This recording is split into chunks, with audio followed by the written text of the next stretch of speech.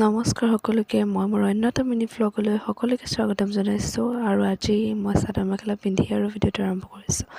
তাৰপিছতে মুনুকণ দাদাৰ লগত কিবা এটা চুপতি কৰি আছিল ভিডিঅ'টোত, তাই মানে অকণ চখ হৈ গৈছে আৰু তাইক হাই ক'বলৈ, তেতিয়া মই হাই কৈছে কি একদম ধুনীয়াকৈ। তাৰপিছত বায়ে পটককৈ উলিয়াই দিলোঁ যে বায়ে খোপা বান্ধি আছিল, গৰম বহুত বেছি গৰম। ময়ে চুলি মেলাৰ অভ্যাস আছে কিন্তু বাৰ নাই, সেইকাৰণে আৰু তাৰপিছতে আমি কাপোৰ দুজন বনোৱা কাপোৰ পিন্ধিছোঁ। বায়ে এযোৰ ধুনীয়াকৈ তাইলৈ আকাশী ৰঙৰ কাপোৰ এযোৰ বনাই লৈছে আৰু এইফালে মুনুকণকো কালি লৰালৰিকৈ কাপোৰযোৰ বনাই দিছে।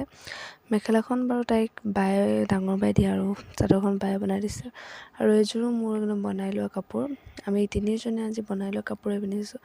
তিনিওজনী বুলি ক'লে ভুল হ'ব, মায়েও মোৰ গতে একেই চকলেট কালাৰৰ কাপোৰ এযোৰ পিন্ধিছে, মায়েও চেম।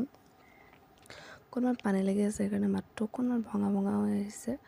আৰু এয়া আমি নামঘৰ পালোঁগৈ আৰু নামঘৰত এফালে শাক পাচলি কাটি আছে আৰু এফালে মানুহে চাহ খাই আছে, কথা পাতি আছে। তাৰপাছত আৰু নাম আৰম্ভ হ'বই হ'ল আৰু সেইকাৰণে আমি নামঘৰ ভিতৰলৈ গ'লোঁ আৰু এয়া বহুত বেছি গৰম, মানে ফেনো মানে নাই, কাৰেণ্ট নাই। আৰু মাক যে কৈছিলোঁ মোৰ নিচিনা একে কাপোৰ, সেইযোৰে মাৰ। আৰু দাদাই আৰু পাপাই একেলগে বহিছে আৰু নাম গাবৰ কাৰণে। পাপাই দাদাক মাতি নিছে জোৰ বস্তি, সি নামত বহি একদম বহুত বেছি বেয়া পায় সেইকাৰণে।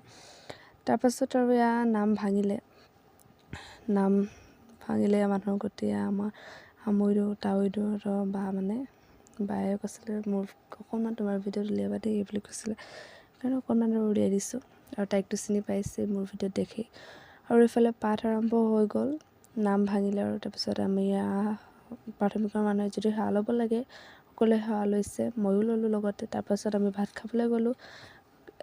পাঠ আদায় হোৱাৰ পাছতে ভাত খাব হৈ গ'ল আৰু সেইকাৰণে ভাত খাবলৈ গ'লোঁ। ভাত খোৱাটো দেখুৱাবলৈ নহ'ল, পানী খোৱাটো বা হাত ধোৱাটোৱে দেখুৱাবলৈ হ'ল আৰু তাৰপাছত লৰালৰিকৈ ভাত খাই আহি একদম প্ৰসাদ লৈ লৈছোঁ নিজৰ পাতখনো কিয় এৰি দিম ন, সেইকাৰণে আৰু প্ৰসাদটো লৈ ল'লোঁ।